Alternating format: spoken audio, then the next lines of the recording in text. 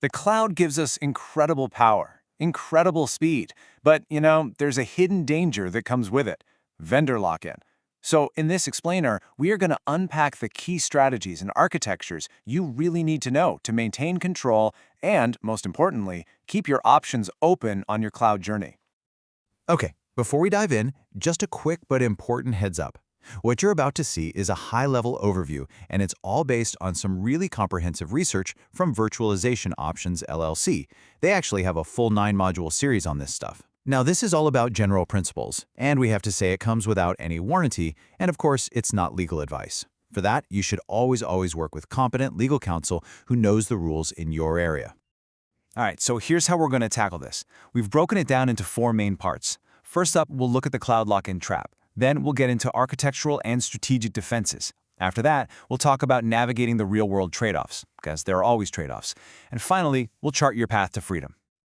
Okay, let's jump right into Section 1, the cloud lock-in trap. You know what they say: to beat the enemy, you've got to know the enemy. So, what exactly is vendor lock-in? Well, think of it as that really sticky situation where switching from your current cloud provider just becomes way too painful. It's either prohibitively expensive, a total technical nightmare, or it would just cause massive disruption to your operations. Basically, it's the point where having a choice is just an illusion. And make no mistake, this isn't just some tech problem for the IT department. This is a huge business risk. I mean, think about it. When you're locked in, you have zero leverage. So what happens? You're vulnerable to price hikes. You're at the mercy of the vendor if they decide to change or even get rid of a feature you rely on. Just getting your own data out can become a total nightmare. And trying to stay compliant with new regulations, forget about it. And this right here. This is where it really hurts: your wallet. The more dependent you become, the less power you have to negotiate. It's that simple. The vendor knows just how hard it would be for you to pack up and leave, and trust me, their pricing will start to reflect that reality. That's how you end up with massive cost overruns. So why is this conversation so urgent right now? Well, it really boils down to 2 big things. First, you had the pandemic, which pushed a ton of companies into these super fast, sometimes pretty messy cloud migrations. That created a lot of accidental dependencies. And second, there's this concept of data gravity. The more data we pour into a cloud, the heavier it gets, making it incredibly difficult and expensive to move. All right, so we've defined the problem. Now let's get to the good part, the solution. Welcome to Section 2, your playbook for building and maintaining freedom in the cloud. Okay, the first play in our book is a classic, for a good reason. Don't put all your eggs in one basket. We're talking about multi-cloud and hybrid cloud architectures. The whole idea is to intentionally spread your workloads around. This does 2 amazing things. It reduces your dependency on any single provider, and it lets you pick the absolute best-of-breed service for any given job regardless of which cloud it lives on. Now, one of the key technologies making all this portability a reality is Kubernetes. You've heard of it, right? It's often called the Great Liberator because it lets you package your applications into these things called containers. Think of them as self-contained little boxes that have everything they need to run. This means your app runs consistently no matter where you put it. AWS, Azure, Google Cloud, you name it. It's a total game changer. So your apps are portable? That's awesome. But what about your data? That's your most valuable asset, right? Making sure your data is portable really comes down to 4 key principles. 1. Use standard data formats. 2. Avoid those super tempting but vendor-specific database features. 3. Have an independent backup strategy. Don't rely solely on the vendor. And 4, and this is crucial, test your data portability regularly. Make sure you can actually move and restore it somewhere else.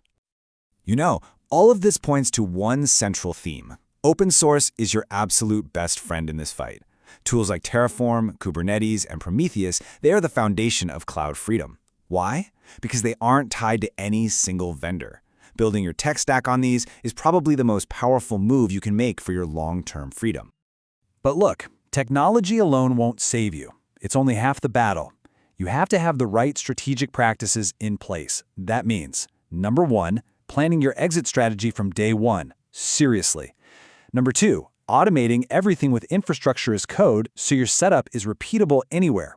And number 3, you have got to scrutinize those vendor contracts and SLAs. Read the fine print. Okay, let's get real for a minute and move on to Section 3. In the real world, none of this is free. This is all about navigating the trade-offs, balancing that desire for portability with things like innovation and of course, cost. And this really is the core dilemma, isn't it? On one hand, you have these amazing, innovative, super easy-to-use proprietary services that the cloud vendors offer. They can help you move incredibly fast. But on the other hand, you have the freedom and the long-term security that comes with open standards. There is no easy, single right answer here. It's a strategic choice you have to consciously make, probably for every single workload. And let's be really clear about the costs. 25%. That's the potential increase in your operational overhead when you go multi-cloud. Why? Because it's just more complex. You need broader skill sets on your team, you need more sophisticated tools to manage everything. This is a real cost, and you have to plan for it.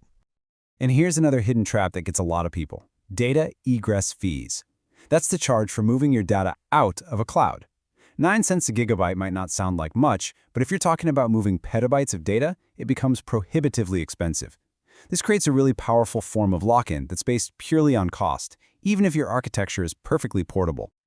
And, the complexity goes way beyond just cost. Think about this. How do you enforce the exact same security policies across AWS, Azure, and Google Cloud? How do you maintain consistent governance and prove you're compliant? These are really tough operational problems, and you have to have answers for them if your multi-cloud strategy is going to work. Which brings us, finally, to our last section, your path to freedom. Let's pull all these threads together, talk about the key takeaways, and figure out what you can actually do next. And this is so important. This is not just a tech issue anymore, far from it. As you can see from this timeline, regulators are really starting to pay attention, from GDPR back in 2018 all the way to proposals for things like the EU Data Act. Suddenly, data sovereignty and portability are becoming board-level concerns, and that adds a ton of weight to the argument for a more flexible cloud strategy. All right, if you take away nothing else from our time together, please remember these 4 things. Number 1, lock-in is not a tech problem, it's a strategic business risk.